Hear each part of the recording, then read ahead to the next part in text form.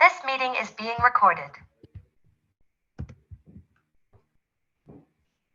Okay, hello everyone, and welcome. Thank you for joining us on our fourth instalment of our webinar series. This session follows on from our sessions we've had on measurement, planning and segmentation, which can all be found on our website. Today we're going to cover off GDPR and what that means in terms of changes coming up and onto the horizon. Okay. So over the last 5 years or so, GDPR has become a core part of our lives.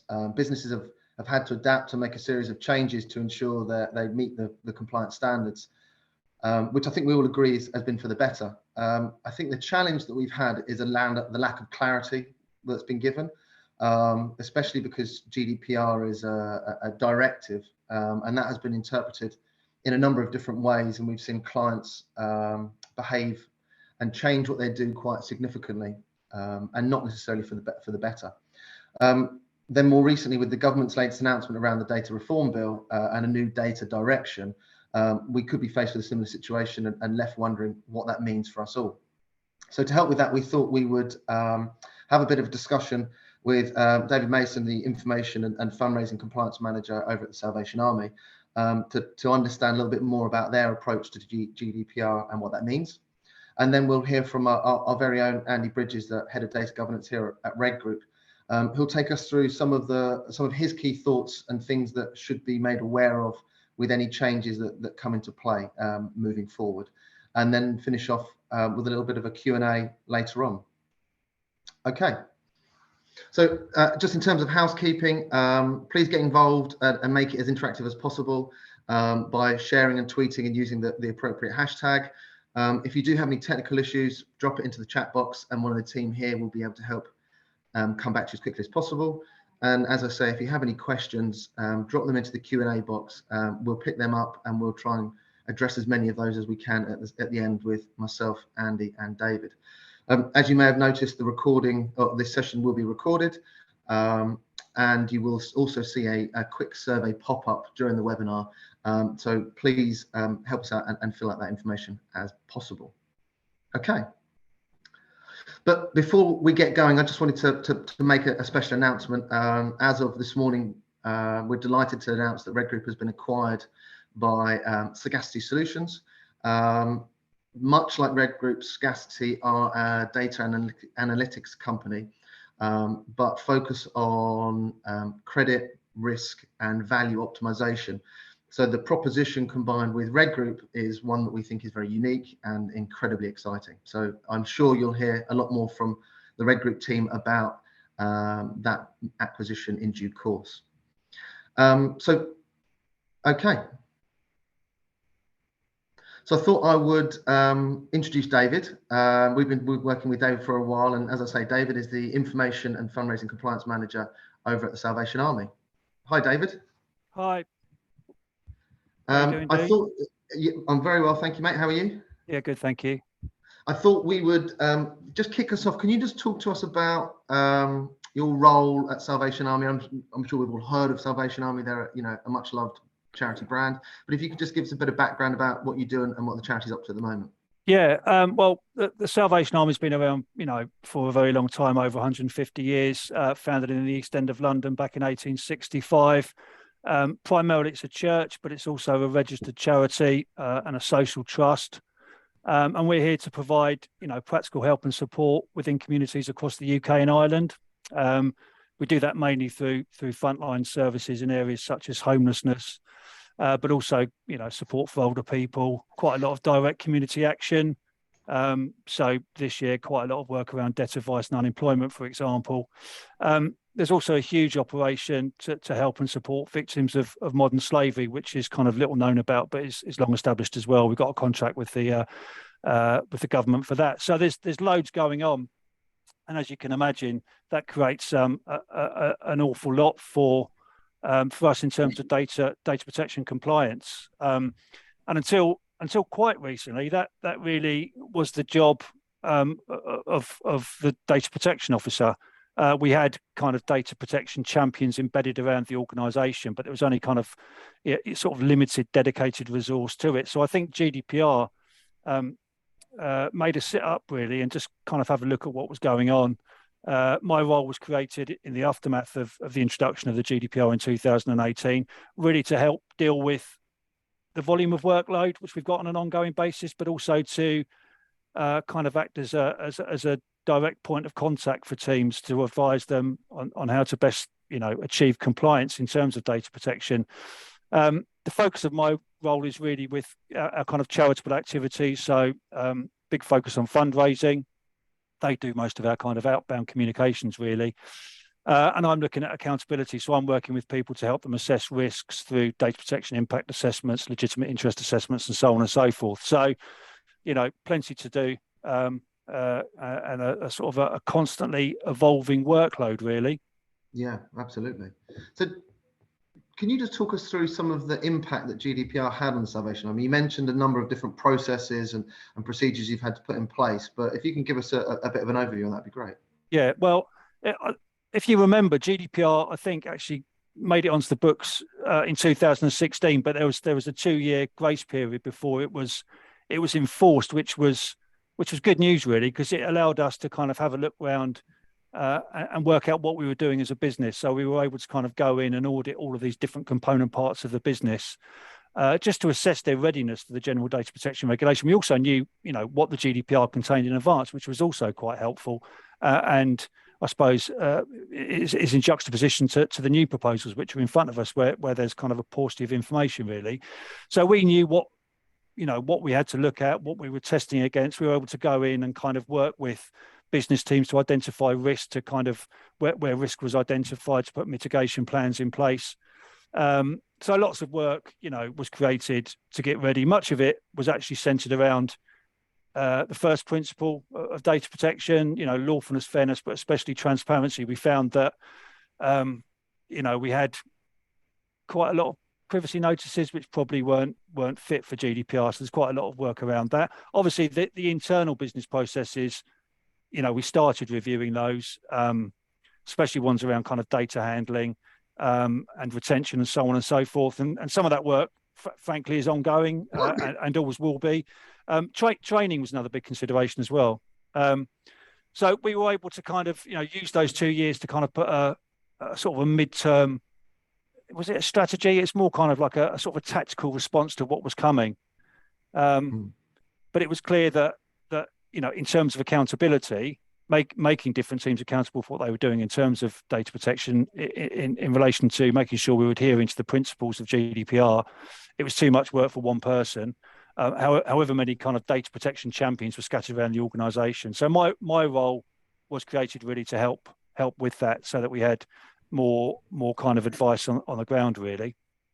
David, just worth asking as well. I think it needed 2 years preparation. Would you say? Oh yeah, totally. And to be quite honest, it's still ongoing. So what was key?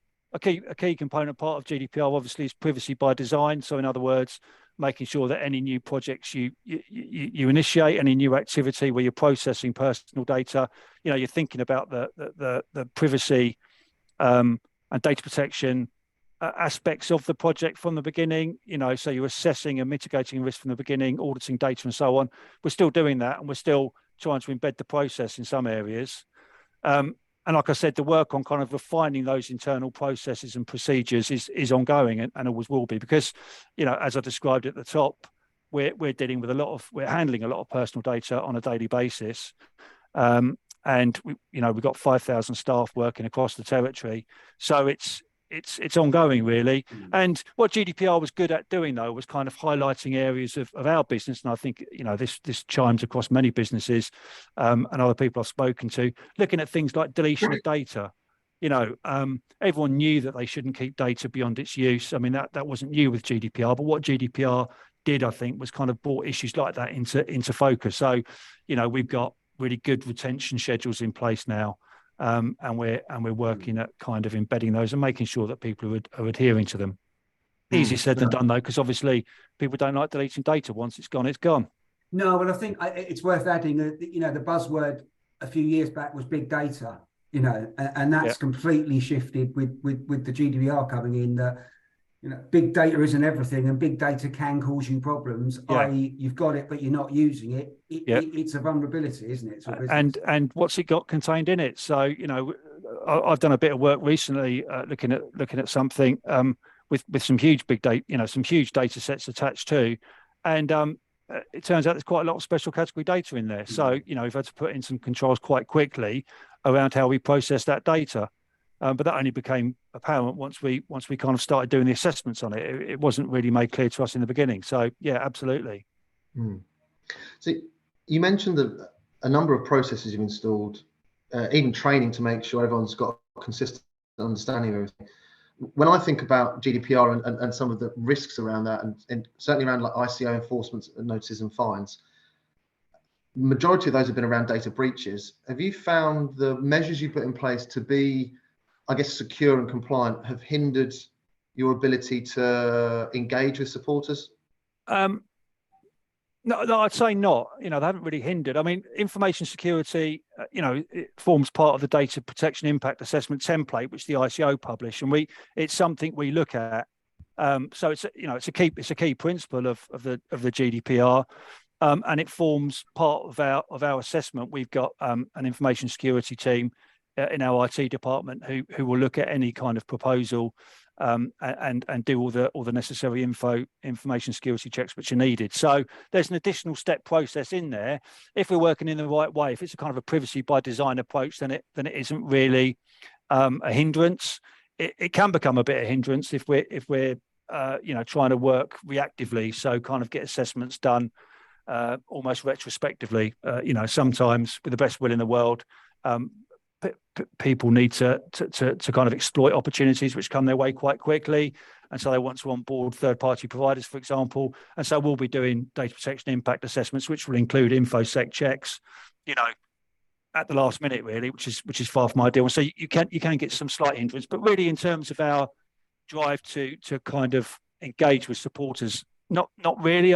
If anything, I'd like to think that it's just added to the safe working processes which we try to follow to ensure that we're building trust really with supporters and not asking them to speak to us via platforms which probably are a bit questionable in terms of their security. Sounds like from what you're saying there then that it's brought in additional administrative tasks and processes, but you've become more efficient at completing them, undertaking that, so it's not become too much of a drag from a BAU perspective. Yeah, that's fair to say. Obviously, you get outlier projects, but largely speaking, that's the way we try to operate anyway. Sure. Yeah. Yeah, and I just add to that. Sorry, Dean. I just add to that with David's point that GDPR calls out security of processing.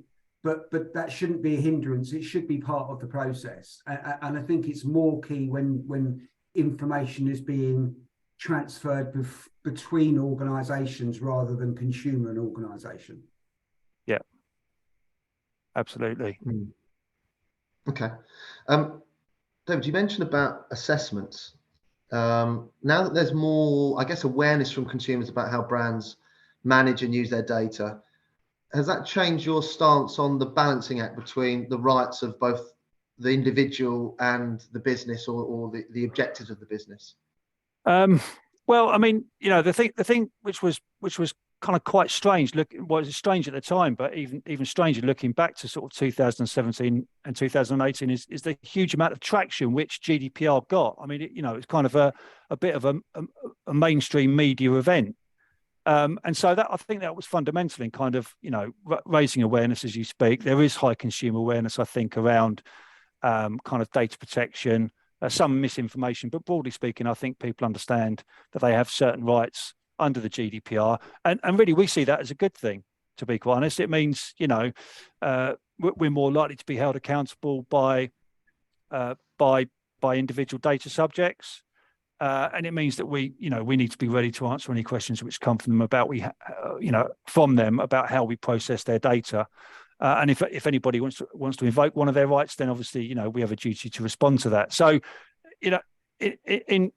in terms of data protection at the Salvation Army, what we're trying to do is always look at look at the data protection team at least is always trying to look at any question from the point of view of the data subject, because as much as we're here to serve the interests of the business, who pay our wages, we're also here to kind of uphold the rights of the data subjects. And if you don't take that view, actually, I think it's very difficult to kind of complete a legitimate interest balancing test in a fair way. It's very easy to write skewed balancing tests which kind of uphold the interests of the business. And actually, we strive never to do that. I think it's important that data protection maintains a kind of an objective standpoint. So it's helpful for me that I'm not embedded within any larger team. I'm in a team of two. There's me and the data protection officer. So although I spend some weeks I spend all my time working with the fundraising department, but in general, probably about 60% of my working life is spent working with fundraising. I don't sit in that team. I don't attend any of their team meetings or any of their strategy days or whatever. I'm completely outside of it. So it means that we have no kind of vested interest, and it means that when we do things like legitimate interest assessments, we can bring that degree of objectivity, which I think is needed, and which I think our supporters or consumers, as you put it, would expect from us, really. I'd agree with that. I think you have to be objective, because otherwise it's quite easily to have a biased view, isn't it? Yeah.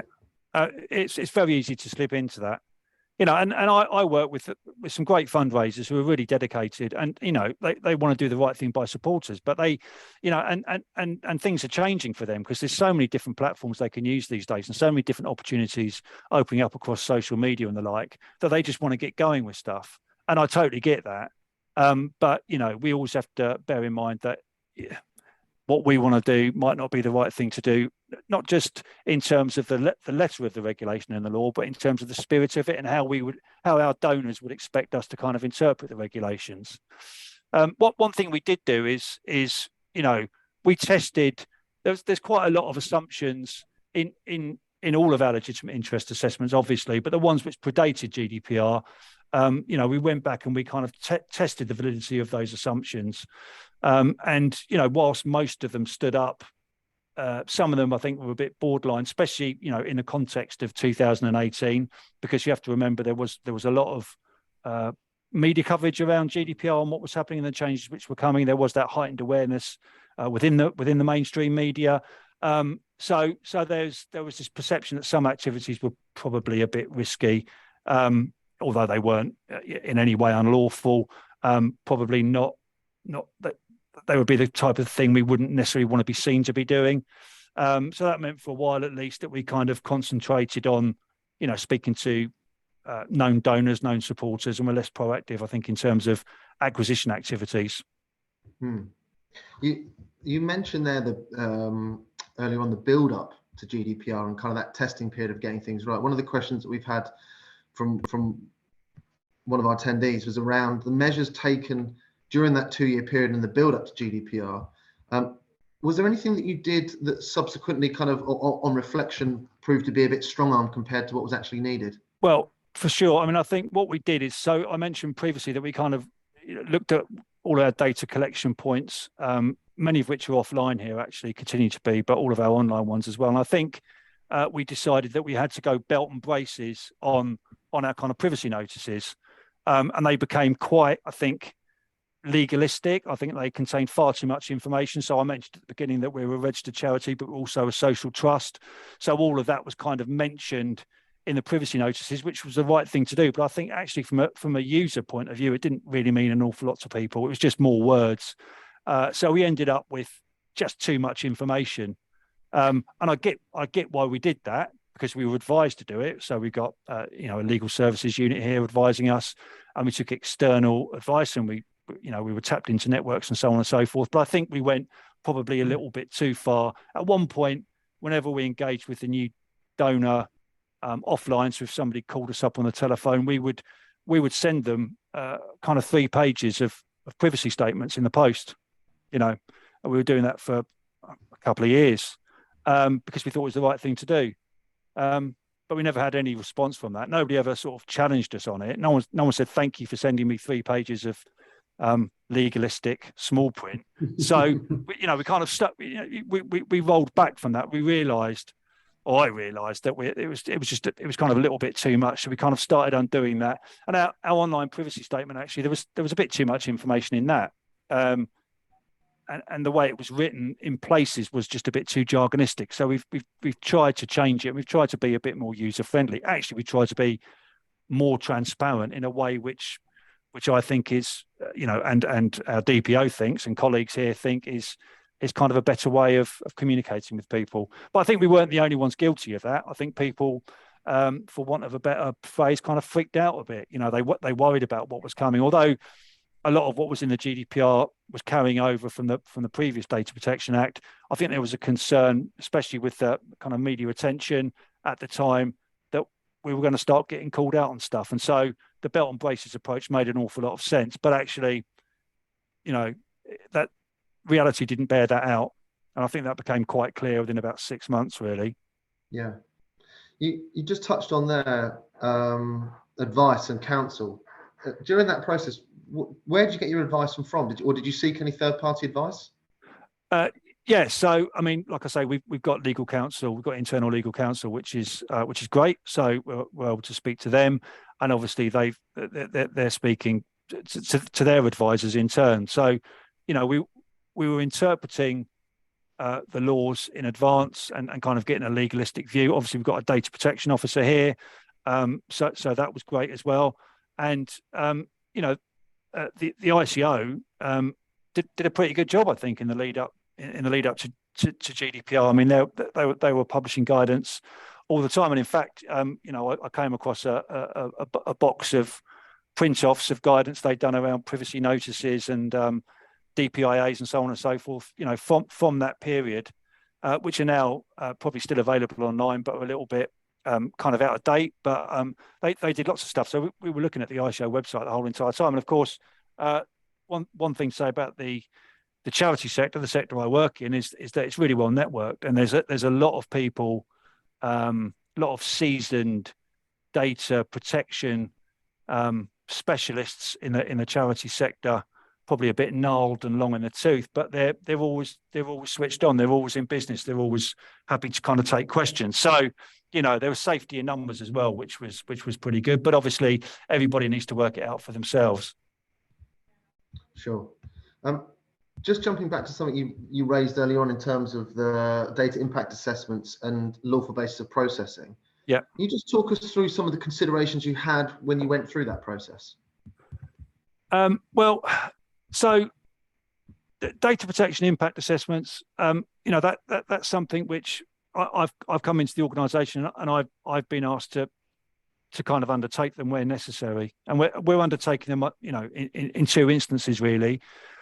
Firstly, where we're obliged to. So there's a number of high risk activities, and the ICO is pretty clear that if you're involved in a high risk activity, so for example, if you're involved in profiling, or if you're involved in sort of automated decision making, would be another example, you're expected to undertake a formal assessment. We also undertake DPIAs when we've got any kind of new activity which is happening on a large scale, where we're working with any third party providers, which includes the sharing of personal data, always does.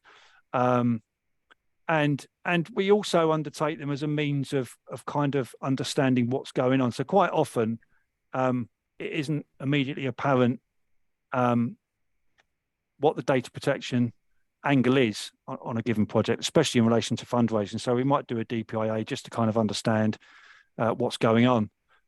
So that's kind of happening, and we're working with clients on that. In an ideal world, and I think in retrospect we were quite naive, the idea is that internal clients would kind of complete those themselves. Like I say, we're using the ICO template, which we modified slightly, that we would get them to complete those, and we would kind of almost kind of review them and suggest, actually, in reality, it's just easy for us to do them because we understand the broad principles against which we're working. We understand, that there's quite a complex pieces of legislation which we need to look at, because we're looking at PECR as well as GDPR most of the time. So it's just easy for us to kind of write them and then agree them with the client. Legitimate interest assessments, we always undertake those. At the Salvation Army, we're big on post. We're kind of quite different, really, I think, from other UK charities, who I think it's fair to say, if they haven't already moved to kind of mostly digital communications with their supporters, are well on their way to it. We've got a kind of a different demographic makeup in terms of our supporter base. Our supporter base is quite happy to kind of receive stuff through the post, appeals through the post, and they respond to them. Christmas is massive for us. That's where we really make a lot of our money in terms of fundraising, and post is a big thing. And we're dealing, we're talking to a lot of different segments of our donor base at the same time. So all of that stuff is subject to legitimate interest assessment, because we're contacting people by post on the basis of legitimate interest. So obviously we can't do that without testing it first. Sure. And is that, sorry, David, oh, sorry, Andy. But good exercises, David. You'd agree that they are good assessments for any organisation to run through, depending on whatever you're processing or if there's a high risk attached to it. Yeah, I mean, sometimes, so high risk activity, you're going to have to do it. You've got no choice, and you get some quite, I've worked on some quite complex projects. We've got a wireless area network project, which is going in across the whole of the estate here, hundreds of buildings up and down the country. Had to assess that. Because of its complexity, actually, in terms of data protection risk, it's quite low, because we're working with some, really smart suppliers who've got all the right accreditation in place, and so on and so forth. So, but it looked from the outside like a high risk activity. You've got to do it. Sometimes, though, you're not sure, and I'm always quite reluctant to do them just for the sake of it. But I've never done an assessment and not felt the benefit of it, because you're learning stuff the whole entire time, and you're asking questions. We don't write them and sort of send them out there and they're cast in stone. They're organic, they're living documents. So as soon as a DPIA is drafted, it will go back to the client for their input, for their assessment, and we'll take on board any kind of feedback they've got. Obviously, as a project is kind of initiated and goes through the implementation stage, we'll be reviewing as we go. And risks and mitigation change the whole entire time, so we update accordingly. But they're definitely worthwhile. And even for low risk projects, once you've got one in place, I think they're a key tool for kind of managing risk, really, and just making sure you're working in the right way, because that's at the end of the day, that's what data protection is about. It's about making sure that you're setting up in a way which is fair to everybody, including the people who've entrusted you to process their personal data. And so, as an outcome of any of those impact assessments and legitimate interest and stuff that you spoke of, has that changed your engagement with supporters over the last 5 years? Yeah, a bit. I mean, we're living in a sort of a fast changing world anyway. So a lot has changed over the last 5 years. Acquisition generally is just becoming more difficult. It's an increasingly crowded marketplace we're operating in. We've got an extensive loyal donor base, and that's great. But no one's in a position that they can rest on their laurels. So we're always looking to get new people in. And of course, you need to be more creative. You need to be a bit more divergent in your approach. And of course, once you've engaged with kind of new supporters or customers, the trick then is to kind of hold on to them. And what we're finding is that people want to engage, new supporters want to engage with us in different ways. So we're having to adapt our overall approach. We can't be complacent. We know that. We've always been multi-channel. Post is big for us, but it's not the only thing. We've always done marketing by other means, but it's no longer enough for us to just sort of go, right, post is the main thing. So what we're going to do is we're going to adapt that slightly to kind of email and social media or whatever, because that just doesn't work. So we're having to be more creative. We've got a new digital team in place to help us with this. They've been in situ for the last couple of years, and we're having to test new approaches. And actually, we're having to take the odd risk. And the Salvation Army, because of its very nature, is kind of risk averse, really. It's not in our DNA. So we are having to take the odd risk, and so that means that we're having to kind of work with key internal stakeholders to kind of build trust. Going back to the assessments, that's obviously part of that. So we're part of the mix, really, there. Sure.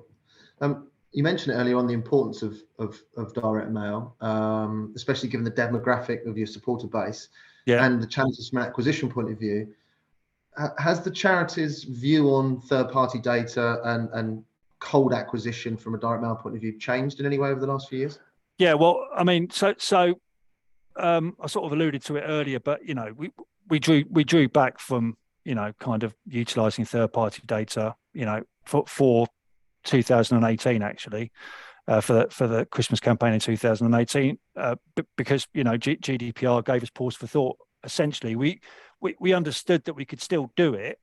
What we weren't sure of is that we could easily do it in a way which kind of meant we were meeting the standards. So the ICO checklist on bought in lists has been up there for years. That was up there in 2018. I think it became clear that the use of third-party data, especially for direct mail, was going to become more onerous. There was concerns really, I think, though, around kind of reputational issues, which was especially pertinent for charities, because at that time, some people will remember the Olive Cook affair.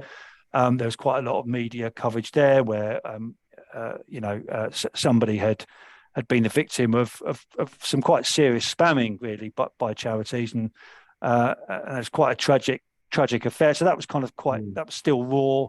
And the fundraising regulator came into being in 2017-18 as a result of the Olive Cook affair. I think it's a direct cause of that. So we had GDPR, new fundraising regulators. So we got two new regulators to answer to, and kind of heightened awareness with amongst the general public about this kind of activity. So we drew back essentially, but those audiences had always been in the mix, and they'd always performed well. So we stopped it, but I don't think the plan was ever that we were going to kind of withdraw from that kind of activity forever. So we had to find a way back in. We had to find a way of making it work. Obviously, that wasn't particularly helped by the fact that we had 2019 where we had a brief foray back into the market, although it was only a dabble. But then, of course, we went into lockdown, and as soon as we went into lockdown in 2020, things changed radically, and we had to really concentrate on the bread and butter stuff, which was kind of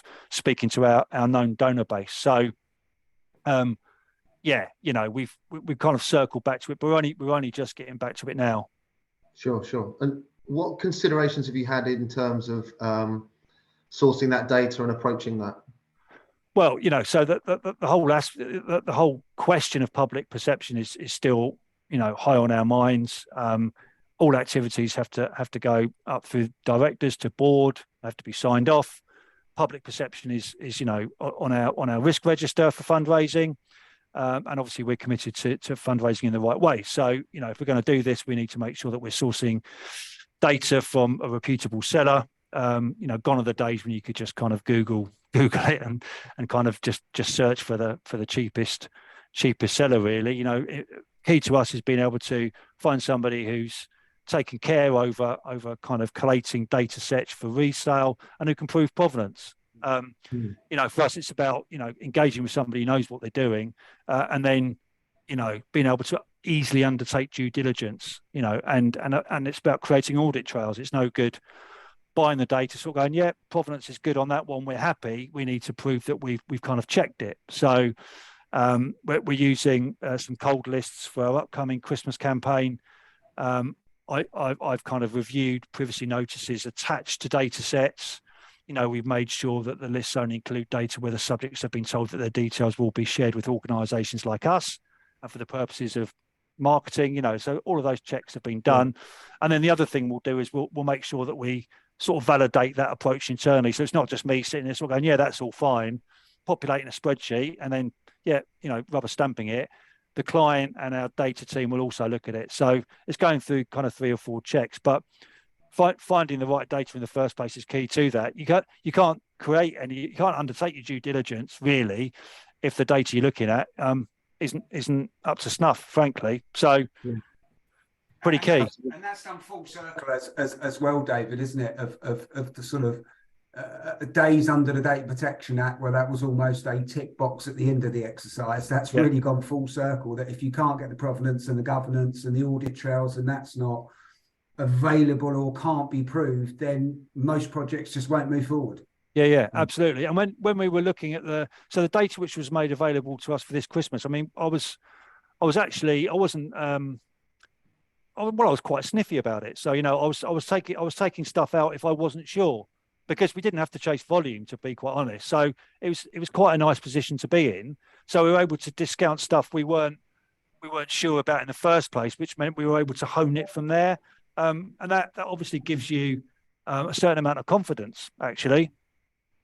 So yeah, and I suppose from your company's point of view, it de-risks some of those processes, doesn't it? absolutely, yeah, absolutely. I guess that message is that cold data is more than feasible, is a good option, but you need to be purchasing it with your eyes wide open. And Eyes wide open. There's nothing in the GDPR that prohibits the use of third-party data as long as it's undertaken in the right way and it's collected in the right way. No, there never was. I think the problem in 2018 is that we knew that there was a new way of working, but the suppliers we were working with weren't working in that way, so it became immediately too difficult, I think, to kind of undertake due diligence. And then there was that secondary concern, or actually primary concern, around kind of reputation. So the one informed the other, but because there was this wider risk about reputation, it's like, well, let's just leave it for now. The other thing I would say about it actually is go early. So we started work on checking due diligence check for the Christmas campaign. Started, I think, in kind of April or May time.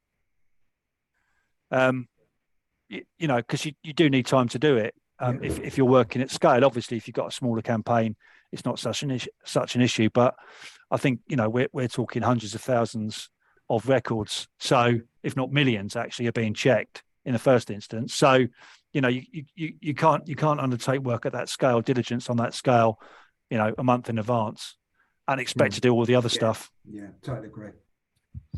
So I guess just moving slightly, you mentioned at the start a question that we've had from the audience, the different types of roles that the charity plays. It's just a charity, it's a church. Have you had to have different considerations in terms of different types of data and different uses of that data and the data management that sits around that? Yes, frankly, yeah, we have, and it's kind of tricky, and it's kind of why I've been kind of left with fundraising.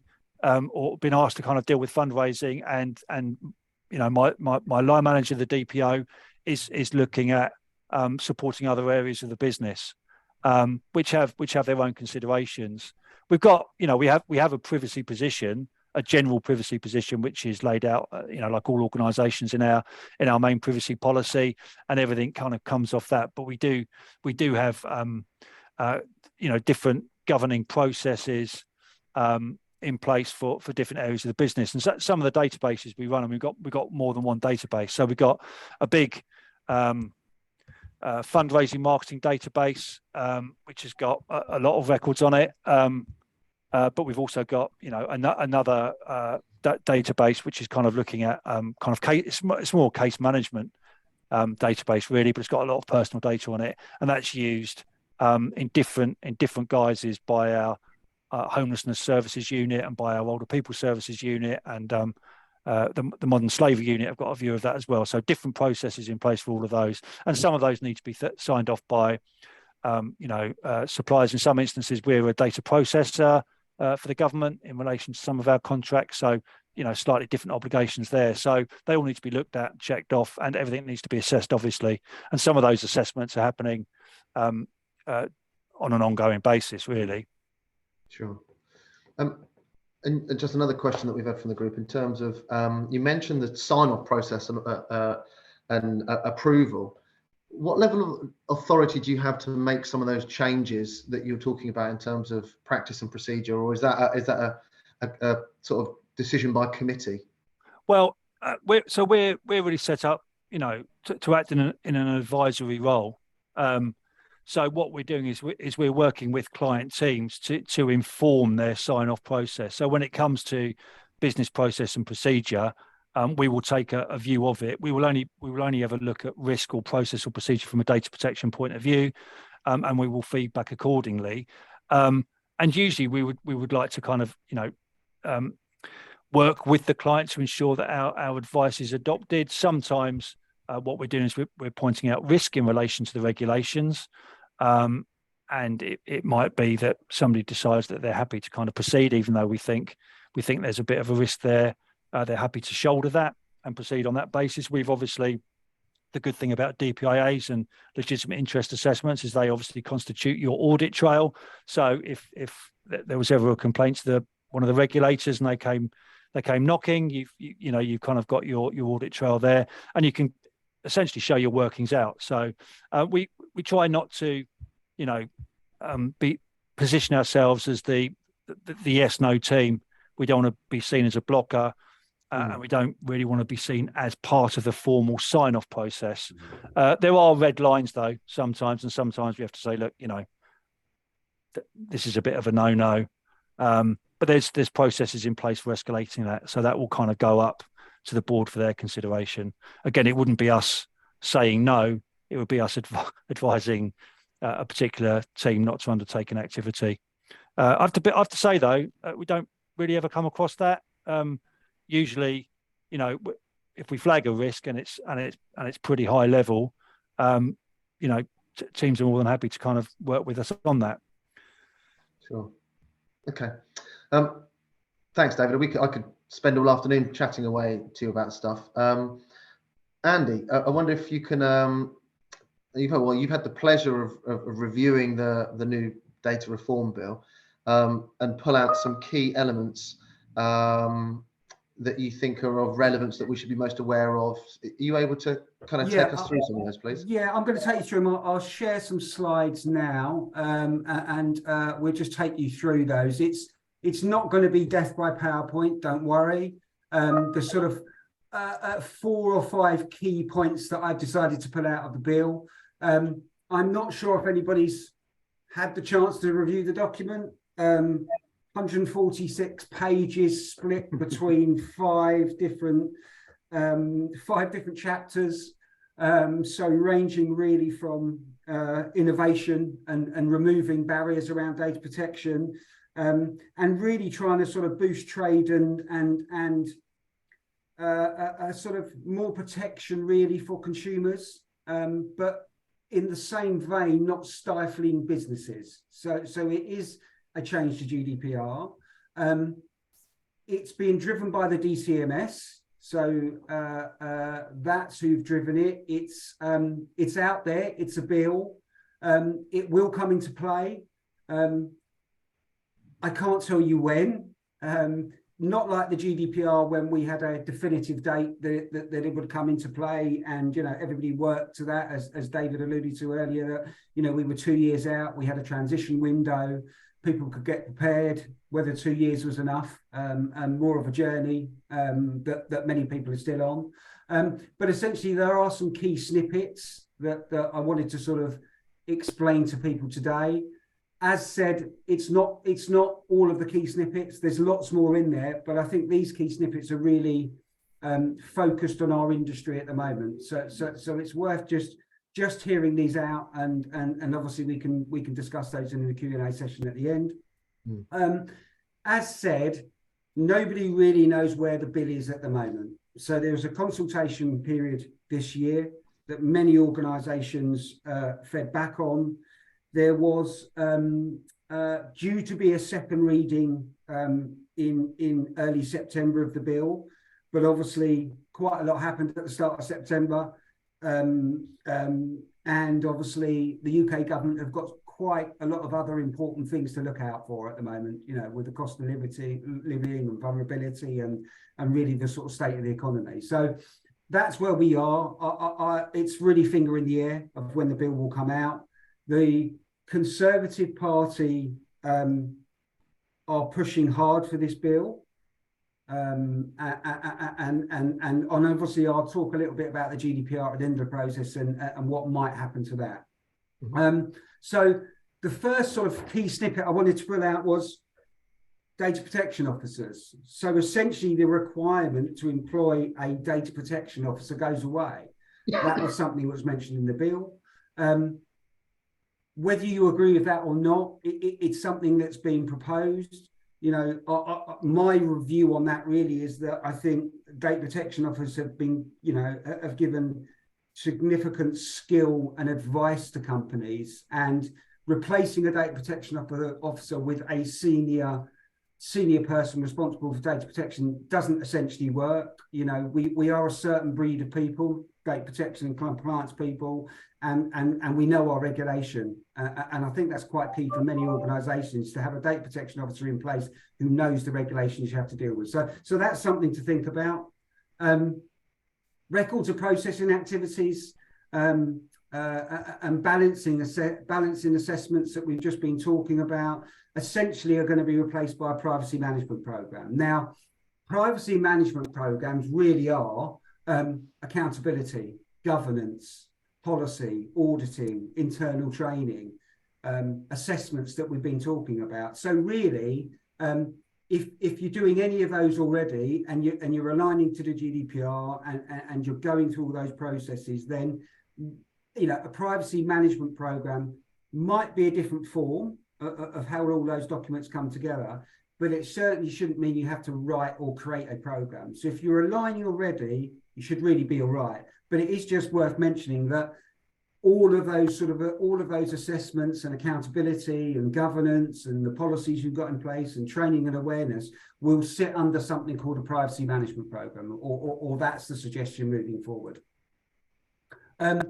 Quite a big one, this. So subject access requests. I know many organisations, and I speak to lots of compliance managers and data protection managers who find data protection inquiries and subject access requests a time-consuming exercise. And essentially, are they manifestly unfounded and vexatious? In experience I've had, some subject access requests are simply vexatious. You know, they're not aimed at what data you're processing on me. They are almost aimed at causing annoyance to a company. You know, there are requests that come in like that, and they seem to be being raised in a bigger fashion. Let's say, you know, certainly SARS are a big thing that organisations have to deal with. So to bring that in line with the Freedom of Information Act, I think is a really good step forward. There was suggestions of the nominal fee coming back into play, whatever that nominal fee might used to be. It used to be, I think, £10 or something ridiculous of that nature. So there was talk about a nominal fee coming back into play, but I don't think the government will go ahead with that. That's something that's not going to happen. But I think it's good. You know, I think this will help data protection officers deal with SARS or data protection requests in a different way. And essentially that if you feel something is vexatious, you can refuse it. You have a right as an organisation to refuse the request for information. PECR, fines essentially being brought into line with GDPR. It's been a long time coming. I think that creates a level playing field, because fines, I think, were set for PECR was for £500,000, where GDPR is, as you know, 17 million or 4% of a business. So I think that's a good thing. I think fines should be brought in line. I don't think, you know, either way that you're contacting people or whatever channel you're using, if your privacy isn't right and you haven't balanced the fundamental rights, then there should be a level playing field. Doesn't matter what channel you're using. Another quite big one is soft opt-in, and this might spark some debate. You might get some questions around this, Dean.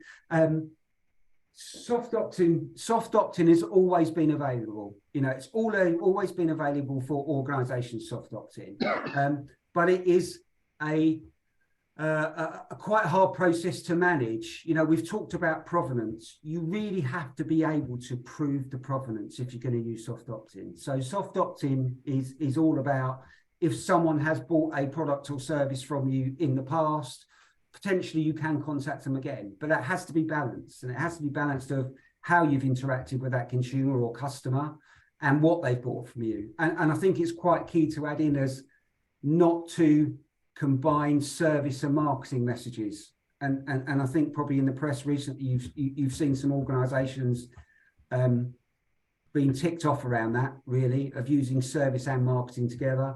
But I think this is, I don't think this is a bad thing. I think probably it's going to be music to the charity's ears, certainly from David's aspect. But once again, I think the key thing of that is that you have to be able to prove evidence and provenance of why you're going to be emailing or contacting someone under a soft opt-in.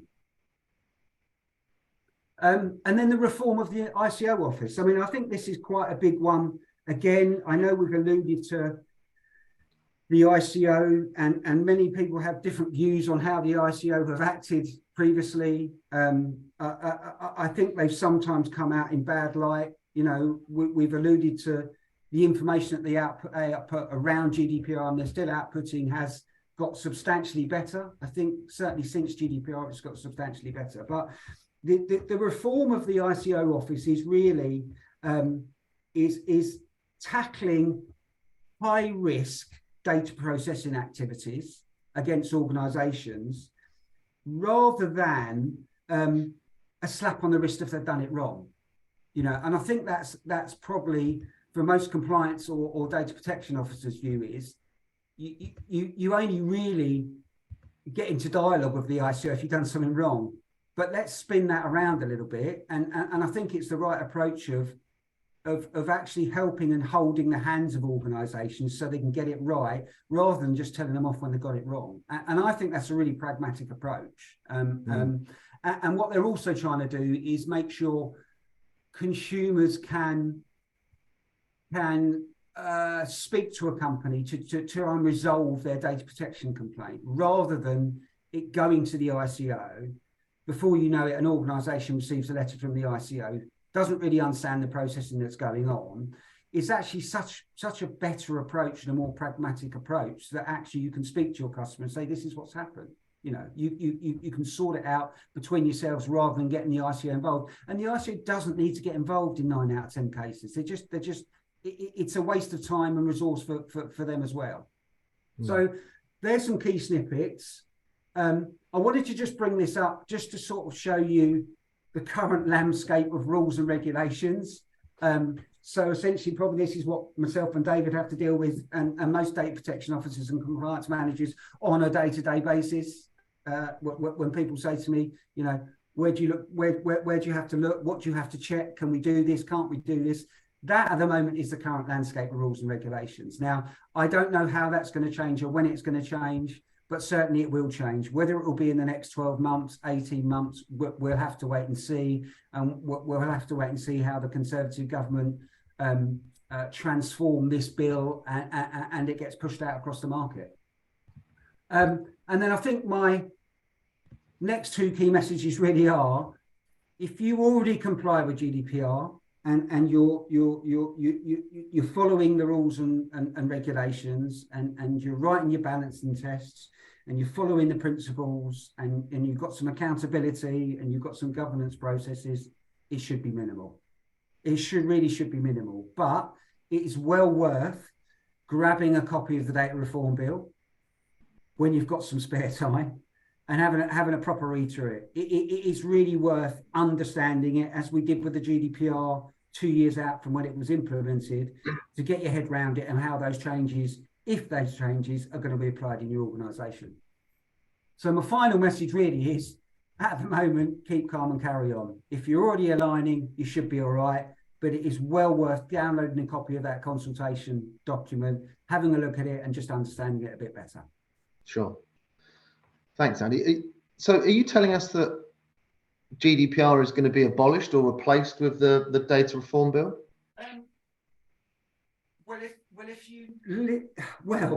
Yes, I suppose is my answer. Yeah, I mean, if there was an announcement at the Conservative Party conference that yes, the GDPR in the UK, the days are numbered essentially for the GDPR. They're numbered. It was limiting innovation for businesses. It was forced on us by the EU. So if you listen to that news story, yes, it's going. But when, I can't tell you. As I've tried to allude to, it's really finger in the air at the moment. The key thing is, I think people have got their heads around GDPR now and they're aligned to GDPR really well. It would be a shame if if that was ripped up when we were under new information bill. But essentially, as I've said, keep calm and carry on, because it should essentially be the same. There shouldn't be too many surprises. Sure. So David, having listened to some of the changes that are coming forward from Andy, what are your biggest concerns moving forward? Well, just to touch on that last point, I mean, the UK might try and abolish, the UK government might try and abolish the GDPR, but the EU GDPR is still going to exist. And if you've got any interactions with the European Union, you're still going to have to meet the standard anyway. So it's kind of a bit of a nonsense. I think, I can't remember what the exact figure is, but something like 70% of UK trade is with the European Union bloc anyway. So, I mean, it's a good point, David, actually, because we were granted adequacy based on the GDPR. Now, if the GDPR goes, where does the adequacy go?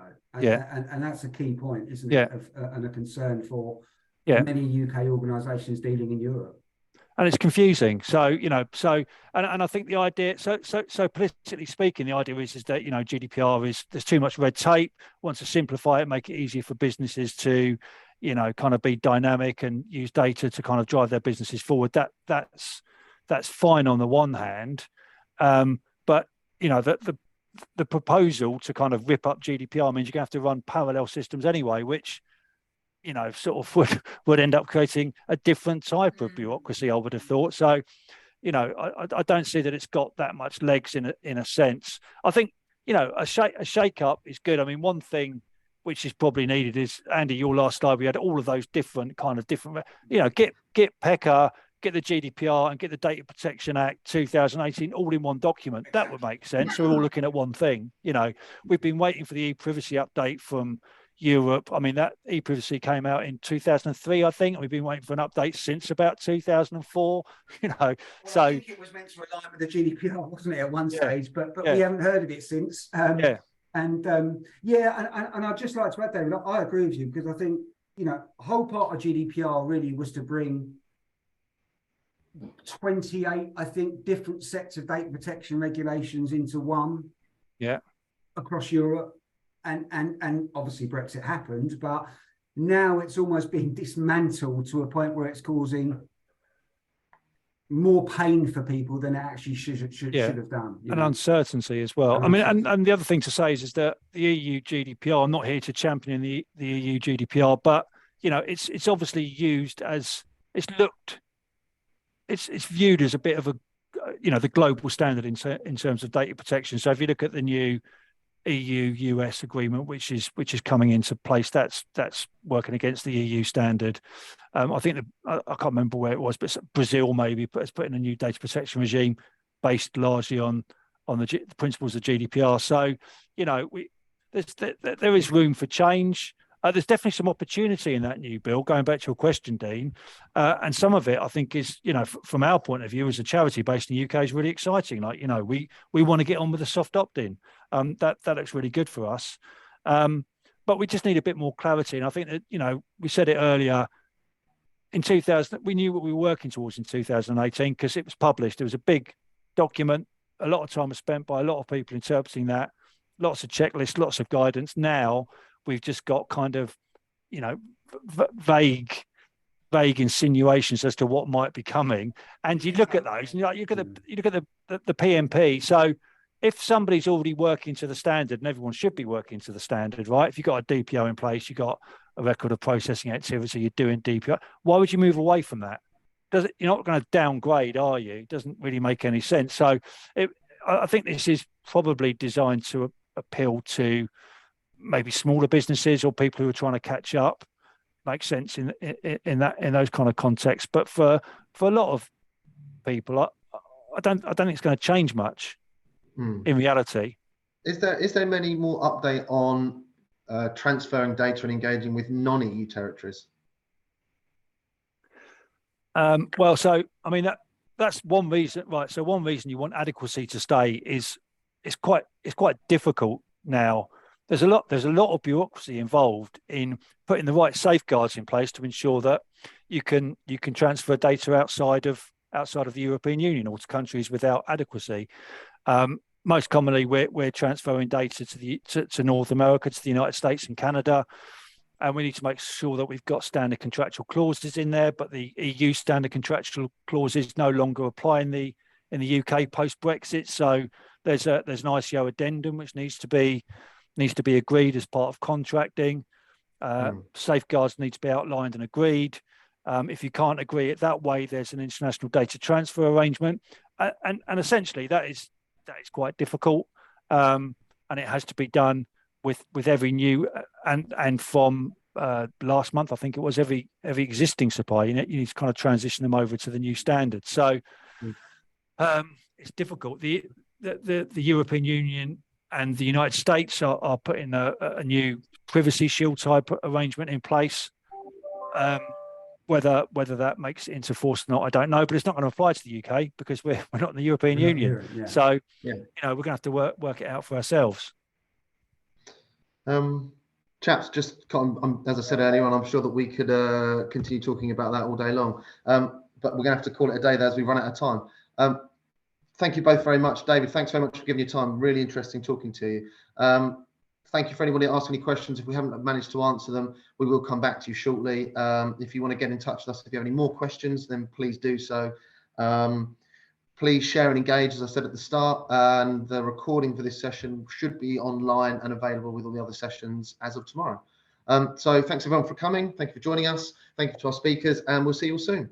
Cheers. Bye-bye. Thanks a lot.